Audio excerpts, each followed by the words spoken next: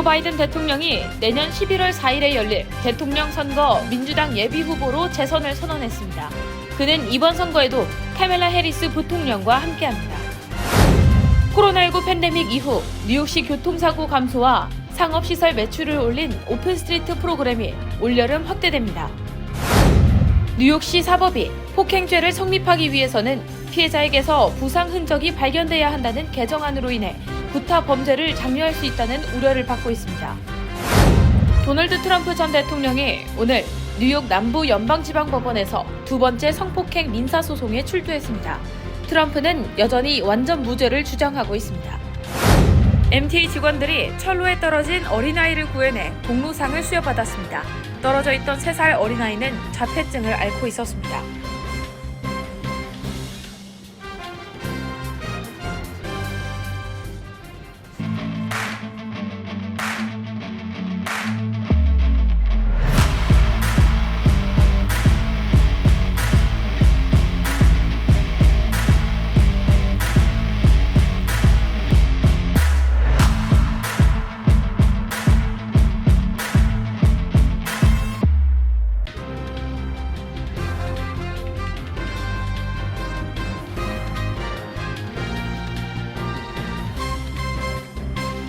여러분 안녕하십니까? KBTV 뉴스9 이창원입니다. 조 바이든 대통령이 내년 2024년 11월 4일에 열리는 미국 대통령 선거 민주당 예비 후보로 출마한다고 공식 선언했습니다. 러닝메이트는 카말라 해리스 현 부통령이 다시 나섭니다.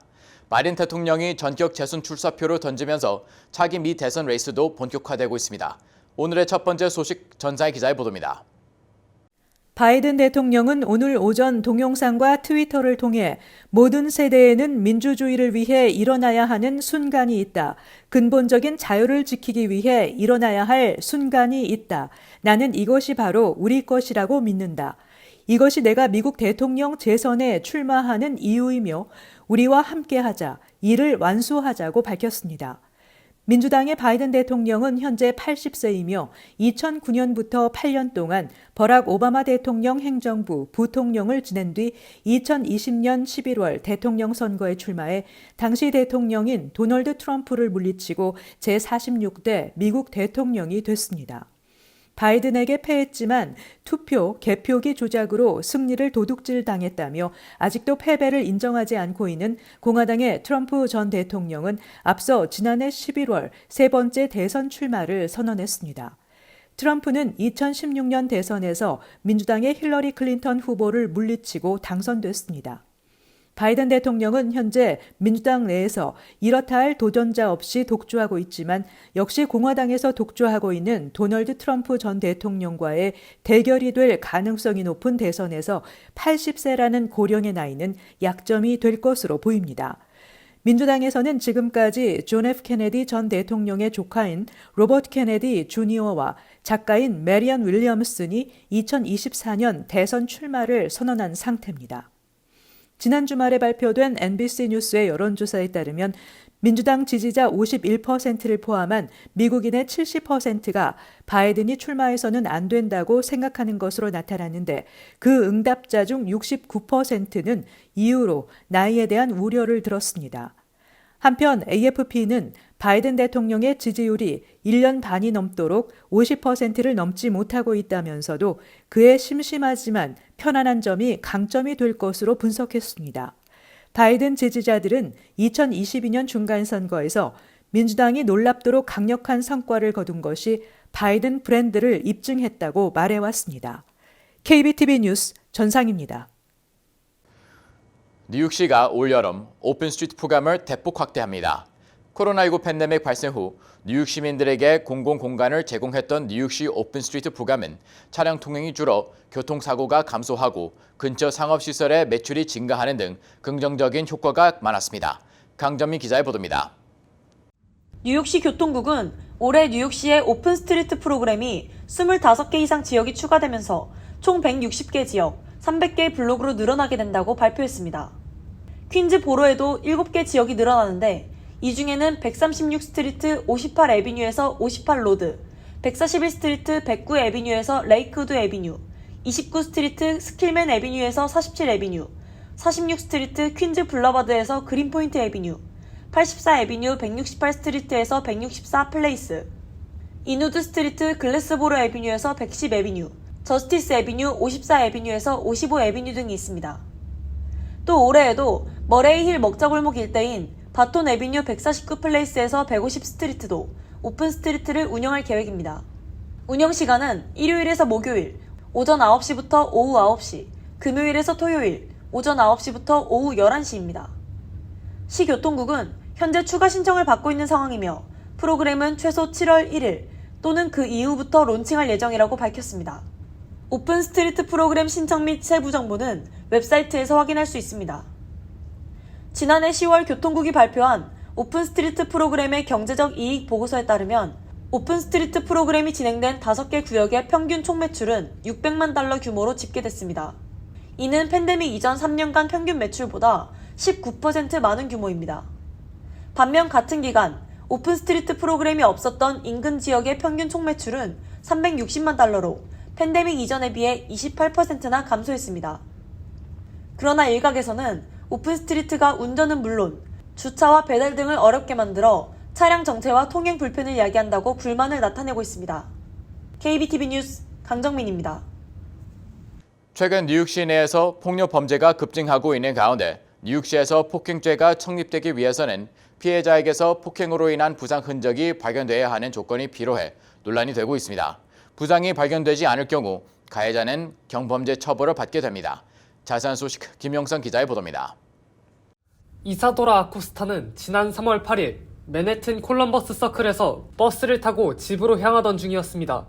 그녀가 자리에 앉자마자 그녀의 앞좌석에 앉아있던 남자가 일어서 그녀를 구타하기 시작했습니다. 아코스타는 남자가 아무 이유 없이 내 뺨을 여러 차례 때렸다며 사과도 해보고 말리려고도 해봤지만 말을 듣지 않았다고 전했습니다. 그녀는 뉴욕시 경찰에 남자를 폭행죄로 신고했으나 경찰은 얼마 지나지 않아 수사가 중단되었다고 전해왔습니다. 이에 그녀의 아들 에밀리오는 경찰에 증거 영상과 함께 항의 문자를 보냈습니다. 그러나 아코스타가 구타를 당했다는 정황이 발견된다고 해도 가해자에게 폭행 처벌을 내리기는 어렵습니다. 뉴욕시 법에 의하면 폭행죄가 성립되기 위해서는 피해자가 부상을 당해야 합니다. 또 가해자가 그녀를 구타한 동기가 발견되어야 경범죄 처벌이 가능하며 동기 또한 불분명하다면 법 위반에 그치기 때문에 경찰이 현장에 있던 경우에만 처벌이 가능합니다. 이는 지난 2015년에 개정된 사법제도가 기존보다 범법자에게 관대한 처벌을 내리도록 바뀌었기 때문입니다. 1970년대 이후 시행된 미 정부의 대량 투옥 정책으로 인해 노동 인구수와 늘어나는 감옥 수감자 수 및 이와 함께 증가하는 국가 예산 등의 문제를 해결하기 위해 범법자들을 감옥에 쉽게 보낼 수 없도록 처벌 기준을 강화하고 강도를 약화시킨 겁니다. 에밀리오는 이에 화나고 슬프다. 버스 한복판에서 누군가를 구타하고 별탈 없이 풀려날 수 있다는 게 말이 안 된다며 뉴욕시 법을 비판했습니다. 그는 범죄자들이 사법제도가 약화되었다는 점을 이용해 구타를 일삼을 것이라고 덧붙였습니다. 한편 뉴욕시 내 구타 관련 경범죄는 지난 3년간 15% 증가해 20년 만에 최고치를 갱신했습니다. KBTV 뉴스 김용성입니다. 도널드 트럼프 전 대통령에 대한 또 다른 성폭행 관련 민사 재판이 오늘 뉴욕 남부 연방지방법원에서 시작됐습니다. 양측의 의견이 팽팽히 대립하고 있는 가운데 트럼프 대통령을 향한 사법 리스크가 첩첩산중으로 쌓여 있는 상황입니다. 보도에 강전민 기자입니다. 도널드 트럼프 전 대통령이 20여 년 전 성폭행을 저질렀다는 주장에 대한 민사재판이 뉴욕에서 시작됐습니다. 오늘 뉴욕 남부 연방지방법원에서는 패션 잡지 엘르의 칼럼니스트였던 진 캐럴이 제기한 민사소송이 시작됐습니다. 남부연방지법은 이날 배심원단 선정 작업을 완료한 다음 원고 및 피고 변호인의 모두 진술을 청취했습니다. 원고인 캐럴은 트럼프 전 대통령이 1990년대 중반 뉴욕 맨해튼의 고급 백화점 탈의실에서 자신에게 성폭행을 시도했다고 주장했습니다. 캐럴은 소장에서 트럼프 전 대통령의 성폭력이 육체 정신적으로 큰 상처를 남겼다며 이에 따른 피해 보상과 함께 징벌적 배상을 요구했습니다. 이 같은 성폭행 관련 사건은 사실 여부를 떠나 시효가 만료된 사안이지만 작년 말 뉴욕주 의회가 1년간 성범죄의 시효 적용을 중단하는 특별법을 제정하며 우여곡절 끝에 고소가 이뤄졌습니다. 트럼프 전 대통령은 원고의 주장이 사실무근이라며 그 여자는 내 타입이 아니다 라는 노골적인 발언까지 하며 반박에 나서 잇따라 명예훼손 혐의로도 피소됐습니다. 이달 초 트럼프 전 대통령은 성추문 입막음을 위해 회사 돈을 지급했다는 혐의와 이와 관련 기업 문서를 조작했다는 혐의로 기소돼 맨해튼 형사법원에 출석한 바 있습니다. 또 이달 중순에는 뉴욕주 검찰이 제기한 트럼프 전 대통령과 가족들의 금융사기 민사소송에 앞서 진행된 비공개 증언에 나서기도 했습니다. 부동산 및 사업 자산 가치를 일부러 부풀리거나 축소해 세금 납부를 피하거나 대출금을 부당하게 받았다는 등의 조작 혐의와 관련된 민사소송 정식 재판은 올 하반기 시작될 예정입니다. KBTV 뉴스 강정민입니다. MTA가 3살 아이를 철로에서 구해낸 5명의 직원들에게 공로상을 수여했습니다. 아이는 자폐증을 앓고 있는 것으로 알려졌습니다. 김영선 기자의 보도입니다. 뉴욕 테리타운의 한 기차에서 라디오 음이 울리자 기차 내부의 직원들이 전달음에 집중합니다. There's a little kid off of track 3. I don't know if he fell off the wall or something. 아이를 발견하자마자 70마일의 속도로 달리던 기차는 급정거 브레이크를 밟고 철로 한가운데에 멈춰섰습니다. 마르쿠스 히긴스 부기관사는 곧장 기차에서 내려 아이에게 달려갔습니다. Finally, we see the child. He's in the gauge of the track at this point, so he's in between the running rails. So we stopped the train. I was like, I'll jump out. 히긴스는 아이를 근처 철망으로 데려와 앉힌 뒤 아이를 어느 정도 진정시키고 나서야 기차 내부로 데려왔습니다. 한 직원이 아이와 대화를 나누는 사이 기차 신호 담당 직원 2명이 철로 근처에서 아들을 잃어버렸다며 울고 있는 여성과 그녀의 딸을 발견했습니다. 여성은 자신의 아들이 3살밖에 되지 않았다, 자폐증이 있다며 한눈판 사이에 아이가 사라졌다고 설명했습니다. 그녀는 경찰의 도움으로 아이와 상봉할 수 있었으며 직원들에게 감사를 전했습니다. 당시 기차를 급정거시켰던 윌리엄 케네디는 당연히 해야 할 일을 했다고 설명했습니다. I got 4 kids, so as soon as I saw it was a child, I instantly daddy kicked in and we got to save this kid. We got to do something. 이에 지난 월요일 메트로폴리탄 교통공사는 3살 아이를 구하고 부모와 상봉할 수 있도록 도와준 직원 5명에게 공로상을 수여했습니다. KBTV 뉴스 김용성입니다. 뉴욕주 하원의 새로운 선거구 조정안이 주의회에서 통과됐습니다. 한인 밀집 지역인 퀸즈 북동부에서 론킴 뉴욕주 하원의원의 관할 구역인 플러싱 일대의 40선거구의 경우 지난해 조정기간에 제출한 개정안에 따라 26선거구 일부가 포함되는 등 선거구가 확대될 것으로 기대됐지만 새로운 지도에는 해당 내용이 빠져 큰 변화가 없는 것으로 확인됐습니다.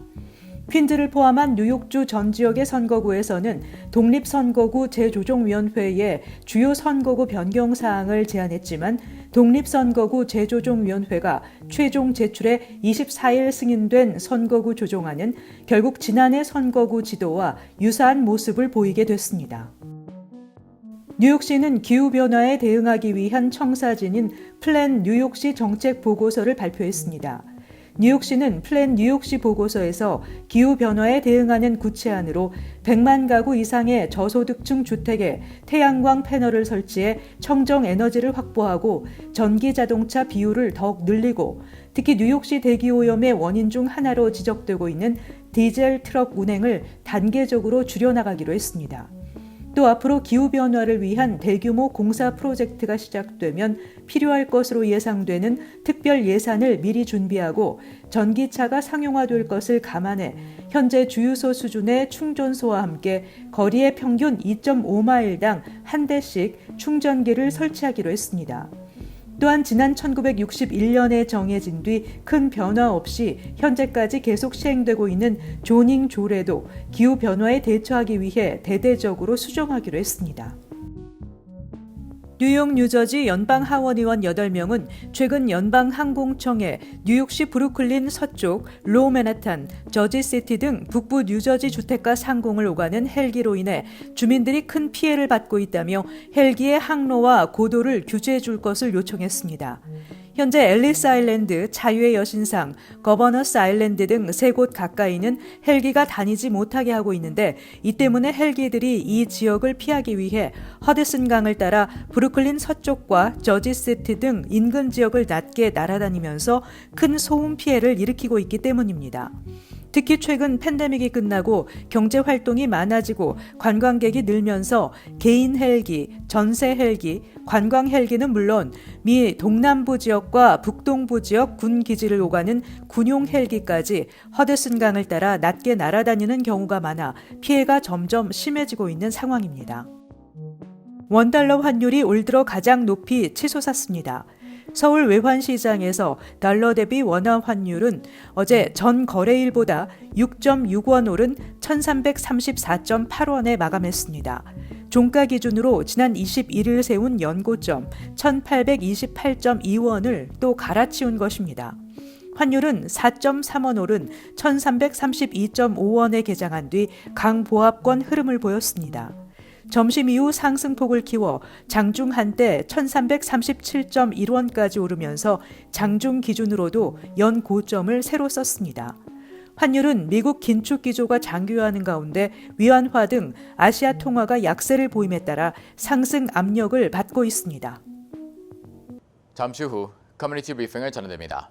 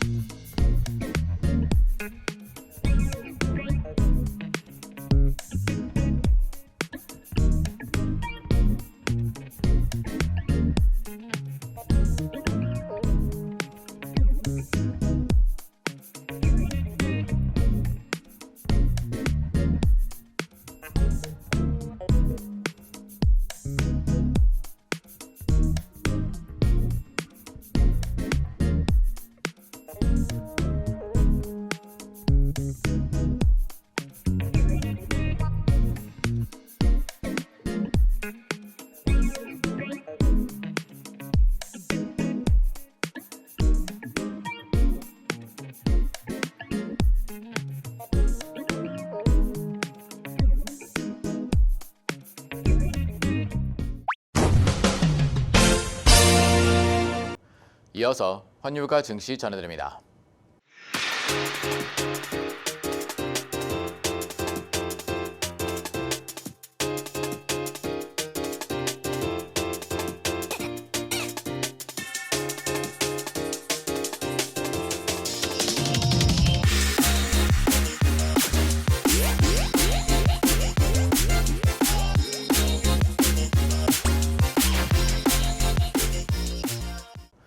잠시 후 뉴욕과 뉴저지 날씨 전해드립니다.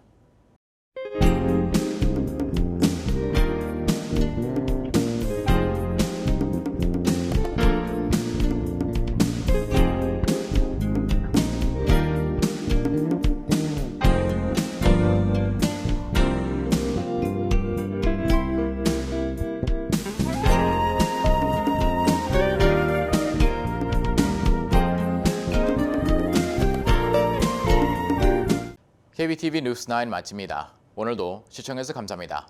편안한 밤 보내시 바랍니다.